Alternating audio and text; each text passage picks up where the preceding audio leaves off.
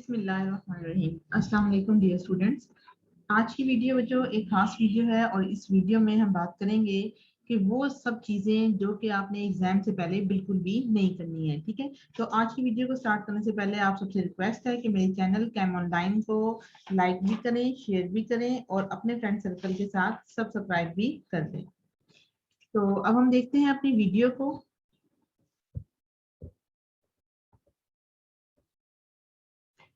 तो इस वीडियो में सबसे पहले हम ये कहते हैं कि जो एग्जाम्स होते हैं बच्चों, तो एग्जाम्स होते हैं वो तमाम स्टूडेंट्स की लाइफ का सबसे एक अहम हिस्सा होते हैं, क्योंकि इन्हीं एग्जाम से जो बच्चों हमारे मार्क्स आते हैं वही मार्क्स आगे चल के हमारी एकेडमिक्स के अंदर काउंट होते हैं। उन्हीं की बेस पे आपको एडमिशन्स मिलते हैं और फिर लेटर ऑन ये आपके साथ लाइफ पर चलते हैं।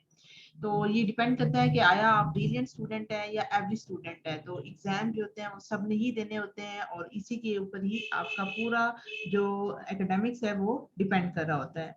तो हम देखते हैं वन बाय वन करके ये डिफरेंट चीजें जिनके ऊपर आपको चीजें एग्जाम से पहले नहीं करनी चाहिए। ठीक है जी। तो सबसे पहले हम कहते हैं कि आपने सोशल मीडिया को यूज नहीं करना। और इन सारी चीजों का बच्चों मैं आपको एक एट द एंड जो है वो ब्रीफ दूंगी।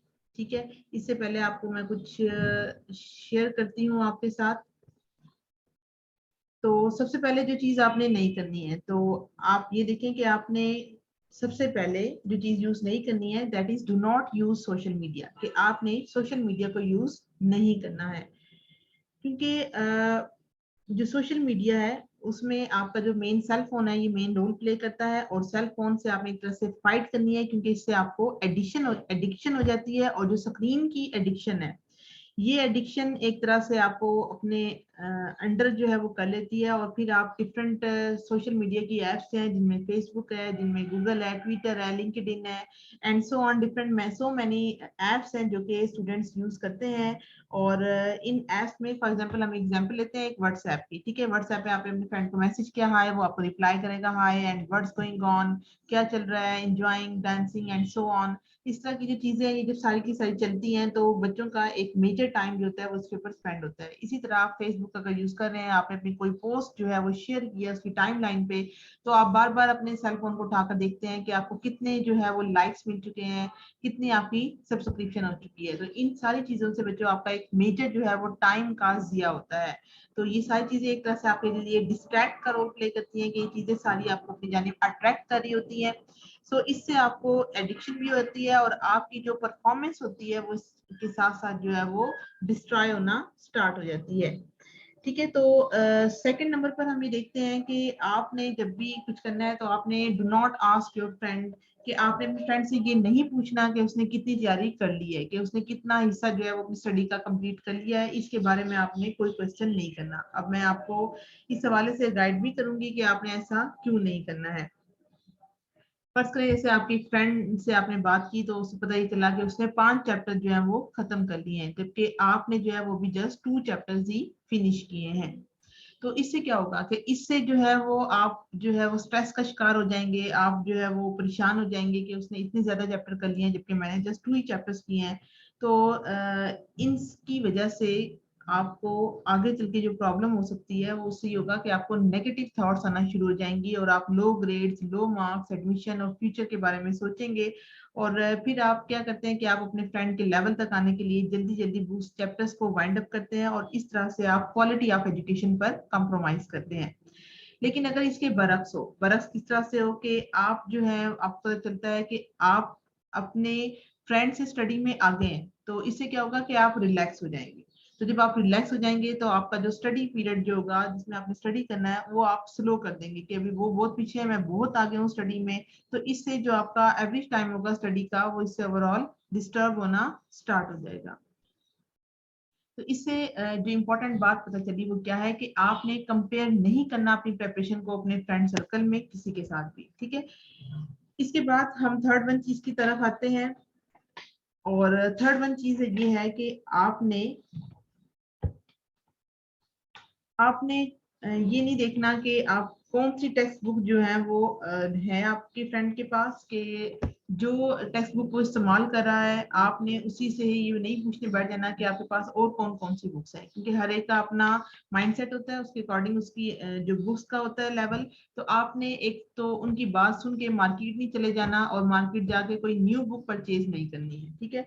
तो अगर आप ऐसा करते हैं तो ये लेवल अगर आप ऐसा करेंगे तो इससे आपको परेशानी ही मिलेगी, और आपके पास जो अपनी टेक्स्ट बुक है, जो अपनी रेफरेंस यानी जो आपकी की बुक है वो आप अपनी रखें। उसके अलावा आपको किसी और चीज को यूज करने की जरूरत नहीं है। तो अगर आप ऐसा करेंगे तो आप जो है वो स्ट्रेस का शिकार हो जाएंगे। इसके बाद नंबर 4 पर हम बात करते हैं कि आपने प्रोक्रेस्टिनेशन से अवॉइड करना है। अब प्रोक्रेस्टिनेशन क्या है जी, कि आपने डिले नहीं करना। फर्ज करें कि आपका कोई एग्जाम आ गया, ठीक है। तो एग्जाम में डेट शीट का जो सेटअप है वो इस तरह से है कि आपको 3 डेज जो होते हैं वो एग्जाम में मिले हुए हैं। तो आपने क्या करना है कि आपने अपने घंटों को अपने चैप्टर के हिसाब से डिवाइड करना है, ठीक है। तो कोशिश करें कि फर्स्ट 2 डेज जो होते हैं, यानी जो आपके इस तैयारी में आपको जो मिल रहे हैं डेज, तो फर्स्ट 2 डेज जो है वो आप अपनी तैयारी के लिए रखेंगे, और आपने अपनी तैयारी को पोस्टपोन नहीं करना है कि आप उसको लास्ट डे पे ले जाएं। और अगर आप लास्ट डे पर लेके जाएंगे तो इससे जो है वो फिर आप बर्डनाइज होंगे अगेन, और आपको फिर टाइम इतना नहीं मिलेगा।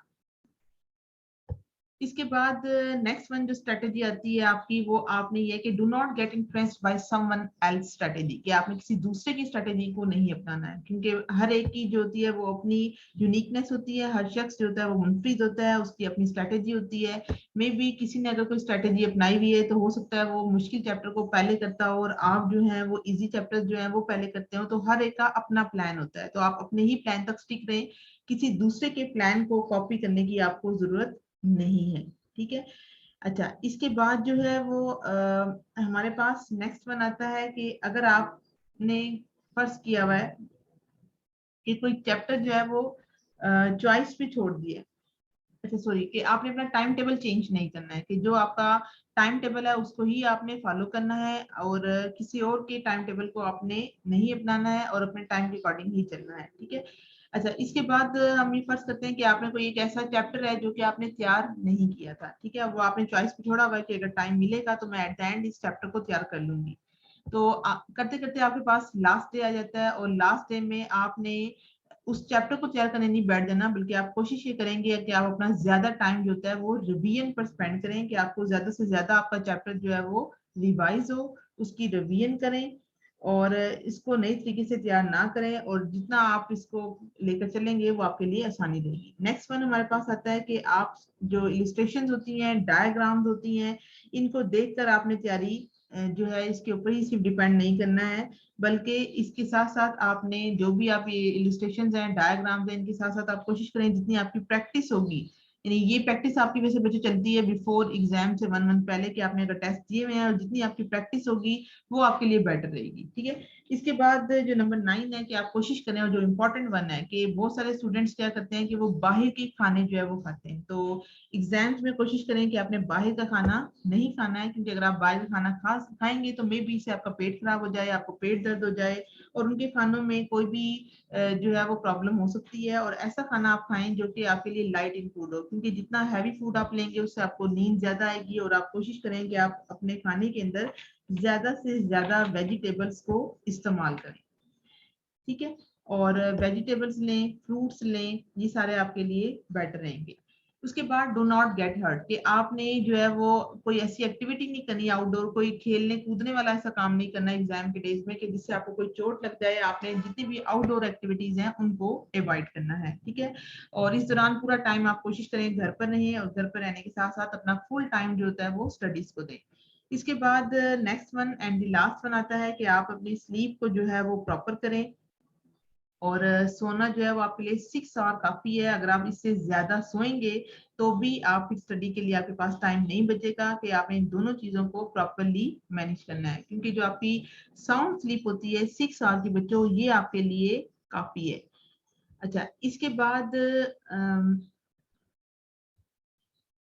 हम यहाँ पे ब्रीफ देख लेते हैं कि आपने क्या करना है, कि आपने सोशल मीडिया को यूज नहीं करना था, आपने अपने फ्रेंड्स की प्रोग्रेस के बारे में नहीं पूछना, आपने अपनी लास्ट टाइम पे बुक चेंज नहीं करनी, आपने डिले नहीं करना, आपने किसी दूसरे की स्ट्रेटेजी को फॉलो नहीं करना है, ठीक है, आपने अपनी स्ट्रेटेजी अपनानी है। नंबर 6 क्या था कि do not change your time table, कि आपने अगर टाइम टेबल में सेट किया हुआ था कि आपने इतने घंटे एक चैप्टर के लिए रखे हुए हैं और एक दिन में इतना पढ़ना है, तो आपने उसी टाइम टेबल को फॉलो करना है। और उन चैप्टर्स को आपने नहीं तैयार करना जो आपने पहले से छोड़ रखे हैं। सिर्फ इलस्ट्रेशंस पे, डायग्राम्स पे डिपेंड नहीं करना, कोई हैवी फूड, जंक फूड नहीं खानी। और इसके अलावा आपने जो ज्यादा नहीं सोना है, बल्कि एक लिमिट के अंदर आपने सोना है।